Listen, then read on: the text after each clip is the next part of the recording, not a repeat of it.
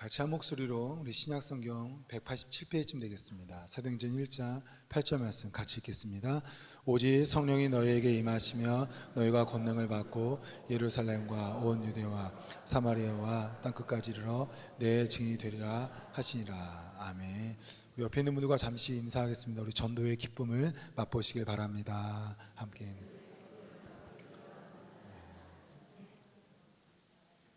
네, 감사합니다. 우리 지난주 말씀에 이어서 오늘 말씀을 계속해서 이어서 증거하고요. 아마 다음 주는 추수감사절에서 그 다음 설교까지 해서 사도행전 1장 8절 말씀을 계속해서 풀이하도록 하겠습니다. 하나님은 계획을 갖고 계신 분이라고 했어요. 모든 것을 계획을 하시고 그 계획을 이루시는 분입니다. 그래서 우리에게 일어나는 일들이 그냥 일어나는 것이 아니라 하나님이 이미 그 전에 계획하신 거고 그 계획대로 이루어 가시는 분이에요. 이것을 예정론이라고 한다고 그랬었죠. 근데 하나님의 모든 계획이 이루어지는데 그 방법이 어떻게 되느냐? 곧바로 성취하는 게 아니에요. 하나님조차도 그 계획하시는 것을 이루어갈 때 하나하나의 과정을 밟습니다. 근데 그 과정이 때로는 우리의 눈에 너무나 쭉 돌아가는 것 같다는 거죠. 그것은 우리가 진짜가 되기 위한 것이다 라고 하였습니다. 오늘 진짜가 되는 것이 우리에게 증인이 되라고 했는데요, 이 증인이 되는 네 가지 장소가 나오죠. 함께 한번 우리 8절 네 가지 장소 한번 다시 한번 볼까요? 예루살렘, 온 유대, 사마리아와 땅끝까지.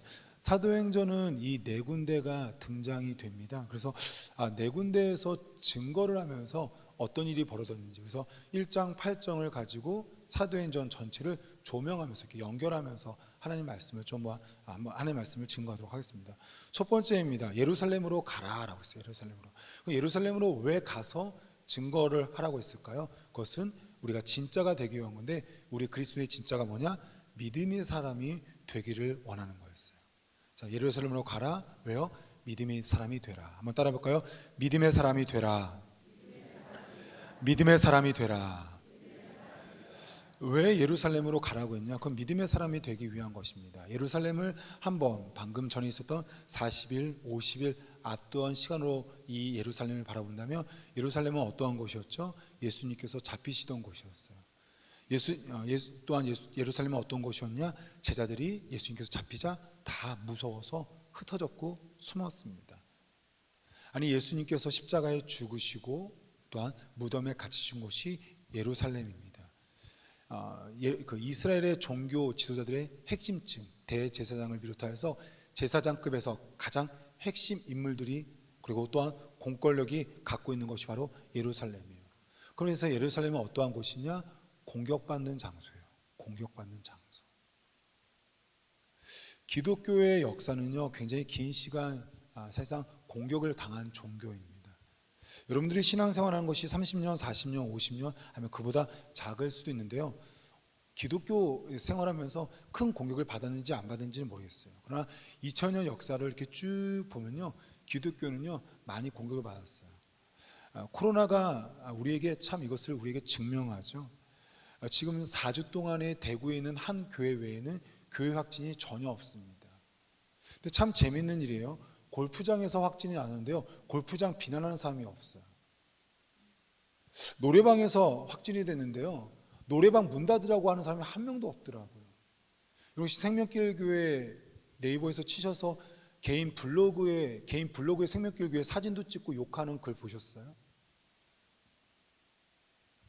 그냥 댓글이 아니라 개인이 자신이 운영하는 사이트에 생명길 교회 코로나 확진에 있어서 저희 교회 사진 어디서 구했더라고요. 사진 찍어가지고 댓글이 아니라 글을 썼는데 전혀 팩트가 아닌 글로 도배를 했더라고요.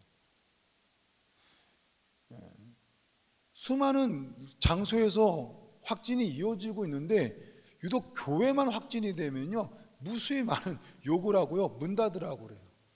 근데 다른 곳에서 확진이 됐더니요, 아무도 문 닫으라고 하질 않는 거예요. 왜 그럴까요? 당연한 거예요. 기독교는 공격을 받아왔어요. 특히 언제 공격을 받아날까요? 증거할 때 우리는 공격을 당해요. 증거할 때. 저희 교회는 지금 코로나 때문에 선교하지 못하지만 저는 선교하는 교회입니다. 저도 선교 때마다 함께 동참하는데요, 어르신들을 우리 국내 선교로 가서 전도하면요, 어르신들이 그렇게 좋아하세요. 오는 것도 좋아하시고 저희들이 같이 게임하는 것도 좋아하시고 말동무대에서 되게 좋아하세요. 근데 그래요. 어르신들이 야, 난 니네들이 오는 게 너무 좋아. 와서 너무너무 고마워. 우리 손주들도 안 해주는데 니네들은 어떻게 이렇게 착하니? 그러면서 한마디 하세요. 근데 교회만 오라고 하지 마. 다 괜찮다는 거야. 다 마음에 든다는 거야. 근데 제발 교회만 오라고 하면 오라고 하지 말고 교회 오라고 할 거면 우리 집 들어오지 마라고 하세요. 다 좋습니다. 그러나 증거만은 하지 말라는 거죠. 예루살렘에서 제자들이 살아갈 때 제자들이 그냥 공격받지 않았습니다. 그들을 싫어한 것이 아니었었어요. 그들에게 원했던 것을 보면 증거를 하지 말라는 거였습니다. 우리 함께 사도행전 4장 18절 우리 화면에서 준비했거든요. 같이 한번 읽겠습니다. 시작. 그들을 불러 경고하여 도무지 예수의 이름으로 말하지도 말고 가르치지도 말라 하니. 그들이 잘못됐다고 하는 것이 아니었어요. 그들이 문제가 있다고 한 것이 아니라 전도만 하지 말라는 거였어요. 증거만 하지 말라는 거였습니다. 우리 한 번 더 5장 8절도 그렇게 나왔는데요. 같이 한번 읽어볼까요? 시작. 베드로가 이들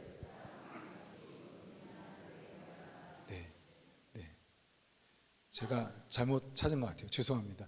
우리가 이 이름으로 사람을 가르치지 말라고 엄금하였으니라고 나옵니다.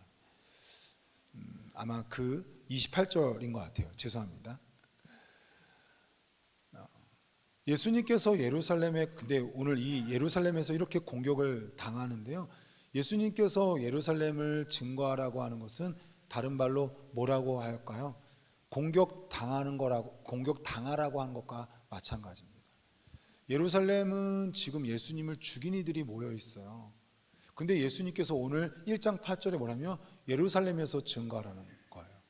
그 말은 다른 말로 하자면 뭐냐면 너희들 공격당해라는 거예요. 여러분, 만약에 우리가 다 함께 어떤 계양산에 있는 절에 가서 예수님 찬양 노래 부르면 어떤 일이 벌어질까요? 아마 몽둥이 들고 우리 스님들이 달려들지 않을까요? 예수님을 증거하라고 예수님께서 말씀하신 거 보면 너희들 예루살렘에 가서 예루살렘 이곳에서 공격당해라는 거예요. 예수님이 우리에게 원하시는 것이 무엇이냐? 믿음으로 공격당하는 거예요. 그것이 우리가 진짜래요. 그럼 왜 믿음으로 우리 신앙 때문에 공격당하는 걸 원할까요? 그것이 무슨 진짜를 만드는데요? 바로 믿음의 사람을 만들기 때문입니다. 공격당하면 당할수록 우리의 믿음은 자라나요.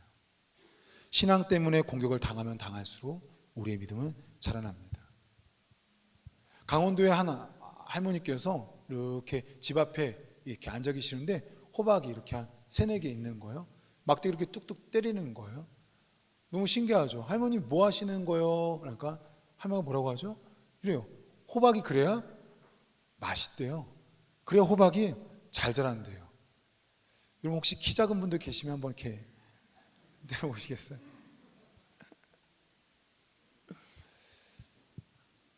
참 신기하죠. 어떻게 호박이 맞아야 더 잘 자라고 더 맛있을까요? 일전에 한 지사님을 신방했었을 때, 여자 지사님 신방했을 때 이런 얘기를 했었어요. 목사님 요즘 제 신앙에 문제가 있어요. 그래서 한마디를 덧붙이는 거예요. 남편이랑 함께 신앙생활하니까 제 신앙이 많이 안 좋아졌어요. 너무 신기했어요. 수많은 홀로 신앙생활하는 분들이 마음의 소원, 기도의 제목이 바로 남편과 함께 신앙생활하는 건데 그 지사님은 거꾸로 이렇게 저에게 얘기했어요. 목사님 지금 제 신앙이 많이 약해졌어요.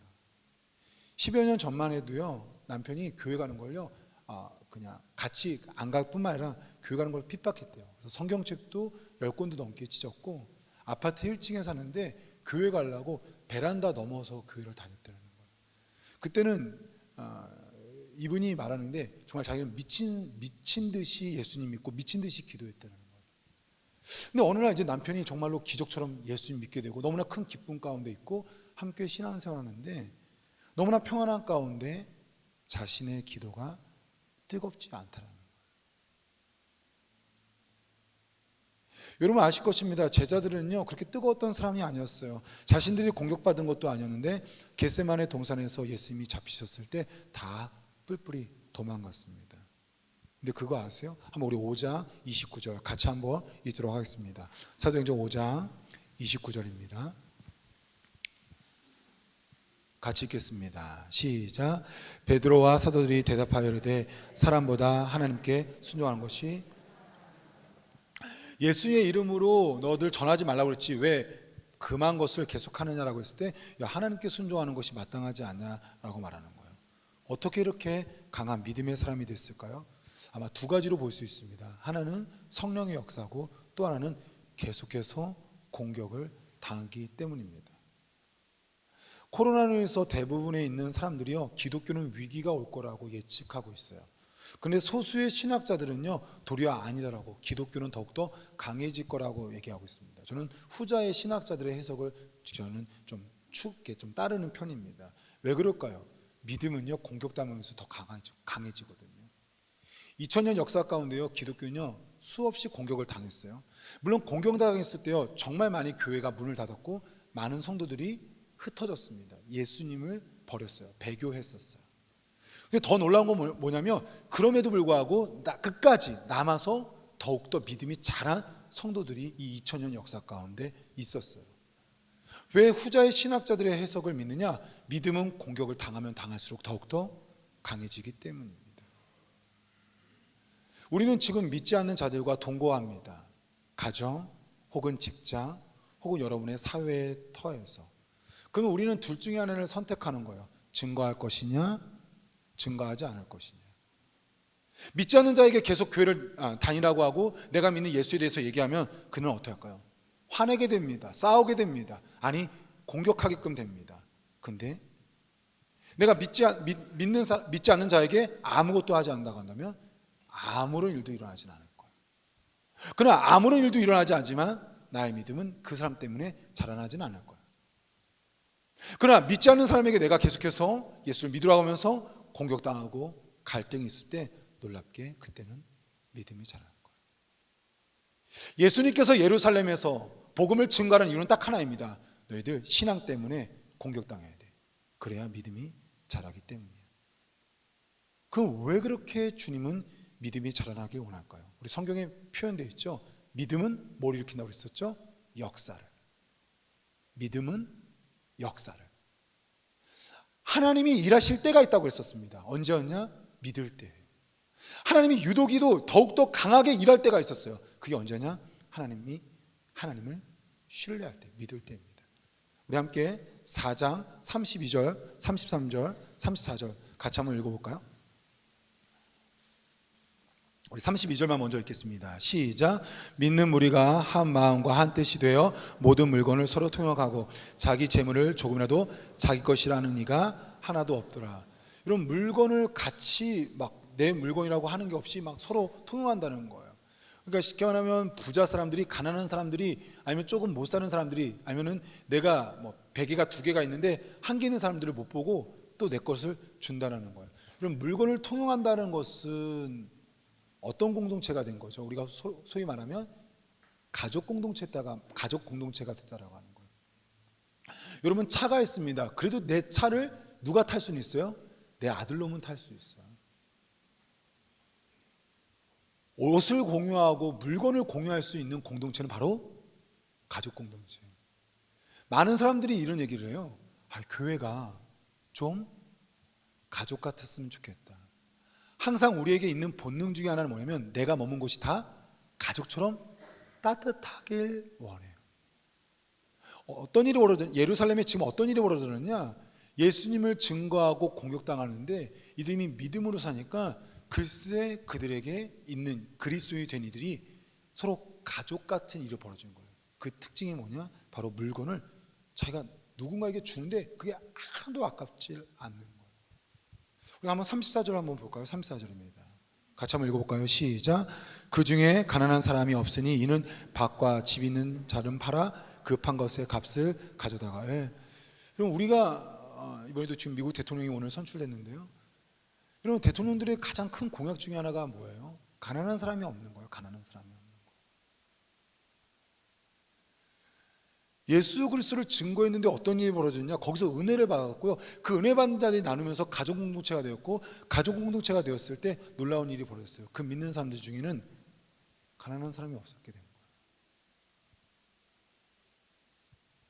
믿음은 역사를 일으킵니다. 우리 겨자씨만한 믿음만 있다면 이 산을 들어 저리로 옮긴다고 그랬어요. 인도의 한 마을에서 있었던 일입니다. 선교사님이 가서 그 마을에 한 가정을 붙잡고 예수 그리스도를 증거하다가 몇 개월 만에 이 한 가정이 예수님을 영접했어요. 근데 힌두교권에 아주 강한 계급 사회가 여전히 있는 이 인도 마을에서 이 가정이 예수를 믿자 지푸라기로 지어졌나 봐요. 그 집을 불태워 버립니다. 목숨을 건진 이 가족들이 선교사님이 있는 처소로 온 거예요. 그러면서 예수님 믿어서 불 태웠다라고 고백하는 거죠. 너무 놀라는 거죠. 선교사님에게 너무나 감동적인 것은 뭐냐면 그럼에도 불구하고 우리가 예수님을 믿겠다는 거예요. 또다시 집을 지었습니다. 어떤 일이 벌어졌을까요? 또다시 불을 질러버렸어요. 선교사님과 함께 이렇게 아주 정말 목숨을 건 이 집이 불타는 이런 삶을 살다가 놀라운 것을 그 가정에서 발견하게 됐습니다. 이들의 신분이 노예였던 거죠. 노예. 여러분 믿어져요? 21세기에 노예가 존재한다는 게요. 3대째 노예로, 그러니까 그 할아버지가 노예여서 그 자식, 그 손주들까지도 지금 노예 생활을 하고 있는 거였어요. 근데 노예 생활하는 빚이 얼마냐? 글쎄 선교사님이 말하는데 한국 돈으로 12만 원이에요. 12만 원. 한국 돈 12만 원으로 지금 거의 70년 가까운 60년 가까운 세월을 노예로 보내고 있는 거예요. 선교사님이 그 돈을 갚아주고 노예에서 해방됩니다. 특별히 아이들에게 교육을 가르치고 이들이 취업을 하게끔 되는 거예요. 놀라운 일이 벌어졌습니다. 그러면서 한 가정 한 가정 예수님을 믿기 시작했어요. 왜서 노예에서 해방되고 싶어서. 그러면서 한 10년 지나자 이 마을, 크진 않지만 이 전체 마을이 예수님을 믿게끔 된 거예요. 선교사님 말합니다. 당신의 가정이 너무나 귀했다고. 첫 번째 믿었던 그 가정이 이 공격에서 견디었기 때문에 이런 놀라운 마을의 열매가 있었던 거라고. 근데 그 가정은 또 말합니다. 선교사님 때문입니다. 선교사님이 이 공격을 뚫고 계속해서 우리에게 선교했기 때문에 이런 놀라운 열매가 일어난 겁니다. 주님은 우리가 예루살렘과 같은 곳에서 신앙의 공격을 받길 원합니다. 그러한 신앙의 공격을 받을 때 우리 가운데 믿음이 자라나고요. 그 믿음 가운데 하나님이라는 역사가 일어나는 거죠. 우리 생명교회 교회 성도들에게 이러한 일들이 일어나기를 소망합니다. 두 번째입니다. 온 유대로 가라라고 합니다. 온 유대로 가라라는 것은 무엇을 말씀할까요? 말씀이 사람이 되라라는 뜻입니다. 말씀의 사람이 되라. 우리 함께 따라 볼까요? 말씀의 사람이 되라. 말씀의 사람이 되라. 그러면 이스라엘 백성들은요, 그 민족성이 있습니다. 우리나라의 민족성은 뭘까요? 우리나라는 알게 모르게 유교적 성향을 갖고 있어요. 그래서 대한민국 사람들을 이해하려면 어떻게 해요? 유교 성향을 알아야 돼요. 뭐 이런 얘기인 거죠. 배고픈데도 이거 좀 더 드세요. 그러면 우리는 뭐라고 하죠? 고맙습니다. 그러지 않죠. 어떻게 하죠? 됐어요. 이게 유교 성향이에요. 자신의 감정을 드러내지 않는 것이 우리는 미덕이라고 배워왔어요. 그래서 대한민국 사람들을 특히 서양인들이 이해하지 못했을 때 바로 이 유교적 성향을 이해하지 못했기 때문에 대한민국 사람들을 향해서 이해하지 못하는 겁니다. 그런 반면에 이스라엘 민족을 이해해야 될 때가 있어요. 성경의 배경, 지금은 아니지만 종교성이 강해요. 그러니까 대부분 다 구약 성경을 알고 있어요. 다시 말하면 온 유대에 복음을 증거하라라고 하면 뭐냐? 웬만한 말씀을 알고 있는 자들에게 복음을 증거하라는 거예요. 이들과 만나서 증거하다 보면 내가 어떻게 되냐? 말씀의 사람이 됩니다. 사도행전은 두 가지로 나눠집니다. 하나는 12제자의 사역과, 정확하게 말하면 소수의 제자죠. 그 제자들의 사역과 또 하나는 사도 바울의 사역이에요. 이게 사도행전에 딱 반으로 갈라집니다. 이 제자들의 사역에서 설교가 나오는데요, 딱 두 명의 설교가 나옵니다. 여러분 아마 잘 알고 있을 거예요. 하나는 베드로의 설교 2편이 나오고요, 또 한 명은 우리 스데반 지사님의 설교입니다. 이 세 편이 나와요. 세 편의 설교에 공통점이 있습니다. 그러니까 베드로 설교 2편과 스데반 설교에 공통점이 있어요. 첫 번째 공통점이 뭐냐면 모두 다 성경을 배경으로 하고 있어요. 본인이 하고 싶은 말을 한 게 아니라 구약에 있는 성경들을요 끄집어다 냈다는 거예요. 두 번째입니다. 구약의 성경을 인용하는데, 구약의 성경을 끌어왔는데 놀랍게 모두 다 포커스가 뭐냐? 예수님. 더 정확하게 말하면 예수님의 십자가, 죽음과 부활이에요. 이 세 편의 설교가 모두 다 구약을 배경으로 하고 있고요. 그 구약 배경에서 예수님을, 특히 이 십자가의 죽음과 부활에 대한 설교였다는 겁니다. 여러분 아실 겁니다. 사도행전 3장 베드로와 요한이 했던 것이 무엇일까요? 평생도록 앉아서 걷지 못하는 장애우를 고칩니다. 이러면 스데반 집사의 한번 이적을 한번 볼까요? 우리 함께 보도록 하겠습니다. 사도행전 6장 8절입니다.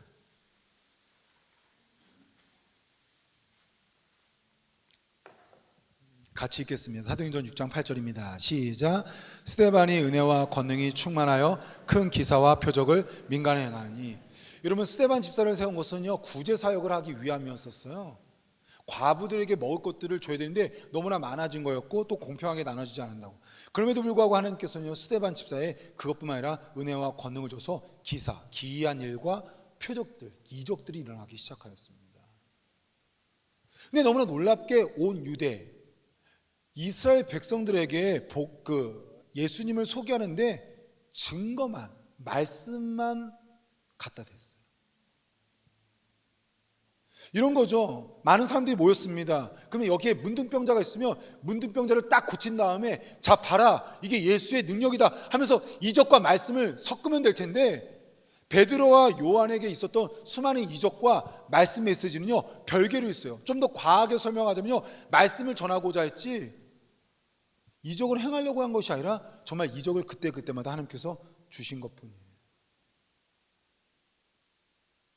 이런 기독교는 말씀의 종교입니다. 말씀이 없이는 절대로 기독교를 할 수가 없어요. 우리 요한복음 1장 1절이죠. 함께 우리 화면 보면서 같이 한번 읽어볼까요? 시작. 태초에 말씀이 계시니라. 이 말씀이 하나님과 함께 계셨으니 이 말씀은 곧 하나님이심이라. 여러분 본문을 나눌 수 있죠. 태초에 뭐가 있었어요? 말씀이 있었어요. 이 말씀의 특징이 뭐예요? 하나님과 함께 하는 거라고요. 하나님과 함께 하는데 이분이 누구래요? 하나님이래요. 여러분 이건 다 알고 있어요. 누굴 말하는 거예요? 예수님을 대해서 말합니다. 마태복음, 마가복음, 누가복음 모두 다 첫 번째는요 예수님을 소개해요. 요한복음도요 첫 번째로 예수님을 소개하고 싶었어요. 근데 예수님을 누구라고 소개하느냐? 말씀이라고 소개하고 있어요. 예수님이 곧 말씀입니다. 예수님을 믿는다는 것은 말씀이 사람이 되어가는 거예요. 결국엔 우리가 진짜가 되기 위해서 예수님이 우리에게 원하는 것은 바로 말씀이 사람이 되는 겁니다. 그럼 우리가 말씀의 사람이 되는 그 원리가 뭘까요? 동일합니다. 증거입니다. 온 유대라는 이 말씀에 대해서 본인이 알고 있는 자들에게 증거할 때입니다. 군대 가기 전에 있었던 사건이었던 걸로 기억이 나요. 대학교 1학년 때인지 2학년 때인지 정확하게는 알 수 없지만 제가 집에 있을 때 누가 초인종을 누르는 거였어요. 나가보니까 아주머니 두 분이 이시더라고요. 그러면서 하나님에 대해서 아냐고, 하나님 믿냐고 물어보시더라고요. 그러면서 저도 먼저 너무나 순진하게 그냥 저 하나님 믿는다고 해서 대화를 했는데 한 10분 정도 하다 보니까 이단이었던 걸로 알고 있어요.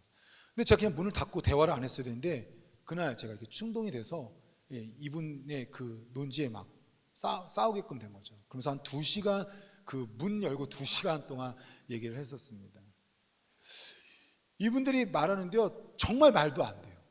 말하는 거 어떻게 그렇게 말이 안 되는 거를 말하는지 모르겠어요. 하나님의 뭐 어머님이라든지 말도 안 되는 거였어요. 근데 제가 놀란 게 있어요. 다 성경을 찾아서 말해요. 저한테 성경 피라는 거예요. 그리고 그 구절을 읽어요. 분명히 해석이 잘못됐어요. 근데 모든 논지가 다 성경이었어요. 저는 제가 갖고 있는 이론은 정확해요. 맞아요. 근데 저는요 어디 성경에 어디 구절에다가 대들지를 모르겠는 거예요. 제가 그게 아주 충격이었었어요. 우리는 신앙을 갖고 있어요. 우리는 하나님 알아요. 근데 제가 성경 어디에 그 구절이 있어서 자 봐라 이렇게 하지 않았느냐? 그러니까 우리는 죄인이다. 근데 우리가 죄인인 게 어디에 있는지, 우리의 구원자가 예수입니다. 그러면 그 어디 구절에 딱 됐어야 되는데 못 찾겠는 거야. 분명히 들었었는데 틀린 해석인데 성경의 구절 하나하나를 물론 그렇게 훈련받았겠지만 알고 있는 이단과 진리는 알지만 그 진리가 성경 어디에 있는지 짚지 못하는 제가 아주 큰 충격적인 사건이었어요. 우리 이렇게 제가 원해서 증거한 건 아니었지만 내가 예수 그리스도를 증거하고자 할 때 놀랍게 내 안에 있는 말씀이 얼마만큼 되는지를요 정확하게 점검하게 되는 것 같아요. 제가 굉장히 좋아하는 존경하는 목사님이 있습니다. 우리 존 맥어더 목사님, 여러 번 소개했죠. 그레이스 커뮤니티 처치에 미국에서 담임 목사님을 하고 계시는데요, 지금도 하고 계신지는 모르겠어요. 동성애 논쟁이 있었어요. 동성애 TV 쇼에서, 무슨 토크쇼에서 그 동성애 논쟁이 있었어요. 그래서 동성애 전문가들 한 2명 모시고 존 맥어더 목사님이 나온 거예요. 이론상으로는요 동성애 이론들이 훨씬 더 설득력이 있습니다. 막 갖고 막 드는데, 근데 존 맥어더 목사님이 정말 대려 얼굴 표정 하나도 안 바뀌고 딱 뭐냐, 하나님께서 말씀하시기를 하고 성경 어디에 이런 말씀이 있습니다 하면서 그것만 말하는 거예요. 그들이 대답하는 그 모든 것들에 있어서 존 맥어더 목사님은 그러냐고 하면서 본인의 이론을 말하는 게 아니라 난 모르겠다고, 그럴지 모르겠는데 하나님이 말씀하셨는데 성경 어디에 이렇게 말씀하셨다고, 난 그걸 믿는다고. 제가 신학교 시절 때요 굉장히 이 영상이요 도전이 됐어요. 여러분, 우리가 취해야 될 태도입니다. 이게 인간적이냐 아니냐, 이해가 되지 않느냐 되느냐, 이거 아니에요. 하나님은 어떻게 말씀하셨냐는 거예요. 코로나 때 전도해야 되냐? 야, 이때 전도해? 그건 모르겠어요, 저는. 근데 하나님 분명히 뭐랬죠? 때를 얻든지 못 얻든지 전파라고 했어요. 하나님께서 말씀하신 거, 하나님께서 말씀하신 거. 여러분, 강한 가치관의 사람들을 만날 것입니다. 교회를 비판하는, 교회 종교 지도자들을 비판하는 그분의 논리는 대단합니다. 그들이 갖고 있는 지식들도 대단해요. 우리 맞서 싸울 수가 없어요. 우리가 이단을 비롯해서 교회를 비판하는 무수히 많은 불신자들과 함께 우리가 대항할 때는요 오직 말씀입니다. 믿지 않는 남편이 교회를 공격하시나요? 그것 때문에 너무나 가슴 아프시나요? 아닙니다. 우리가 그분을 설득하려고 하는 것이 아니라 우리는 말씀을 가지고 우리 주변에 있는 가족들과 우리 주변에 있는 사람에게 말씀으로 나아가야 됩니다. 그러면 온 유대에 통해서 어떠한 자신의 지식적으로 안다고 하는 사람들에게 증거하라고 하신 이유는 말씀의 사람이 되기 위한 거였어요. 그럼 말씀의 사람이 왜 우리가 진짜 그리스도일까요? 말씀은 열매입니다. 자, 아까 말했죠. 믿음은 역사를, 말씀은 열매를. 여러분이 너무나 잘 알고 있는 비유죠. 우리 씨 뿌리는 비유. 길가, 돌짝밭, 가시밭, 옥토밭이 나옵니다. 말씀이 우리에게 들어가요. 근데 말씀이 제대로 그 마음에 받치면 어떤 일이 벌어져요? 놀라운, 성경 보니까 30배, 60배, 100배의 열매를 맺는다고 했어요. 말씀이 하는 일이 무엇이냐? 바로 우리에게 열매를 주십니다. 이런 단풍이 졌죠. 금년의 단풍은 제가 정확하게 전문가는 아니지만 그게 이쁘지 않은 것 같아요. 이쁘지가 않은 것 같아요. 여러분, 단풍이 있다고 하면 빨개야 돼요. 근데 갈색이 나요. 이렇게 붉은 것도 아니고 뭐도 아니고 노랗게 돼야 돼요. 근데 어떻게요? 누리끼리예요. 그럼 어디서 사진을 찍겠어요? 어디에서 가겠어요? 무슨 말이냐? 말씀이 들어갔어요. 근데 너무 누리끼리 한 거예요. 너무 누리끼리 한 거예요. 말씀이 들어오면 어떻게요? 노래야 돼요. 하나님의 말씀이 명확하거든요. 선명하거든요. 노래야 됩니다. 말씀이 들어갔어요. 갈색? 붉으스물 하면 안 되죠. 붉어야죠. 빨가야죠. 마지막으로 사도행전 6장 7절 말씀의 열매를 보고 말씀을 맺겠습니다. 사도행전 6장 7절입니다. 같이 한번 읽어볼까요? 시작. 하나님의 말씀이 점점 왕성하여 예루살렘에 있는 많아지고 허다한 제사장의 무리도 이 도에 복종하니라. 여러분, 어떤 일이 벌어졌냐? 예루살렘에 있는 제자의 수가 더 심히 많았대요. 예루살렘에서 예수를 믿는 것이 아니라 나 예수님 믿기 위해서 많은 걸 포기하겠다라고 어떤 헌신된 자들이 많아진 거예요. 그러니까 여기서 제자와 좀 성도를 좀 사람을 부르는 그래서 예루살렘에 있는 사람의 수가 더 예수 믿는 사람의 수가 더 많아지고 이렇게 표현하지 않고 제자의 수가 더 많다. 이거는 헌신된 자고 나 정말 예수님 복음 증거하겠다고 헌신돼. 우리 치면 직분을 받는 일들이 더 많아진 거죠. 두 번째 더 놀라운 일이에요. 누가 예수님 믿었냐? 허다한 제사장의 무리. 여러분 제사장이 누구예요? 여러분 제사장의 무리들이 누구예요? 여러분 예수님을 대적했던 이들이에요. 예수님에게 시기 질투해서요. 예수님 3년 동안 공생할 때 정말 예수님을 미워했던 무리들이요. 늘어나 그 무리들이 예수입니다. 우리처럼 누굴까요? 스님들이 예수님을 믿기 시작한 거였어요. 근데 그게 언제래요? 기적이 일어났을 때? 아니에요. 기사가 일어났을 때? 아니래요. 성경은 정확하게 말하고 있습니다. 하나님의 말씀이 점점 왕성하여. 혹여 3주 동안에요. 차마 불신자를 만나서 전도하지 못하겠다라고 하신 분에게 한번 저는 이렇게 권하고 싶어요. 한번 성경만 읽으시죠. 그러니까 내가 해야 될 가정일, 회사 다니고 나머지 시간은 한번 성경만 읽어보는 거예요. 그럼 저는 분명히 그 성경의 말씀의 충만함이 나를 불신자에게로 이끌어갈 거라고 여겨요. 예루살렘에서는요 그냥 말씀만 왕성한 것 뿐이었어요. 이게 아마 말씀이 왕성한 건 두 가지겠죠. 제자들이요 믿는 사람에게 말씀 가르치는 걸 애썼어요. 근데 말씀을 가르치니까 그걸 들었던 사람들이 어떻게 한 거예요? 가만히 있지 못하고 말씀을 전한 거였었죠. 그걸 들었던 사람들 중에 제자가 나온 거고 그 들었던 사람 중에 제사장들이 예수를 믿게끔 된 겁니다. 오늘 사도행전 1장 8절 두 곳에 하나님의 말씀을 좀 적용하였습니다. 예수님은요 우리가 예루살렘에서 복음을 증거하길 원해요. 우리의 신앙 때문에 공격당하길 원해요. 근데 신앙 때문에 공격을 언제 당해요? 증거할 때입니다. 증거하지 않으면 공격을 안 당해요. 근데 증거하면 믿음이 자라나요. 믿음은 역사를 하나님이 일하시는 겁니다. 온 유대는요 어줍지 않게 하나님 말씀 안다는 사람들입니다. 이단을 필요로 해서 정말 똑똑하다고 하면서 교회를 비판하는 사람들입니다. 그 사람들을 대항할 수 있는 건 하나밖에 없어요. 하나님 뭐라고 말씀했는지 그 말씀만 말하면 됩니다. 설득하려고 하지 마시고 싸워서 이기려고 하지 마시고 내가 알고 있는 하나님 말씀이 어떤지를. 근데 그 말씀이 언제 왕성해져요? 그들과 함께 증거하려고. 어떻게 해서든 교회를 공격하고 본인이 성경을 안다고 하는 사람들에게 내가 말씀으로 전하려고 했을 때 놀랍게 나는 말씀의 사람이 되는 거예요. 그렇게 말씀의 사람이 됐을 때 우리에게 열매가 있습니다. 그런 열매들이 우리 생명교회 성도들에게 임하길 소망합니다.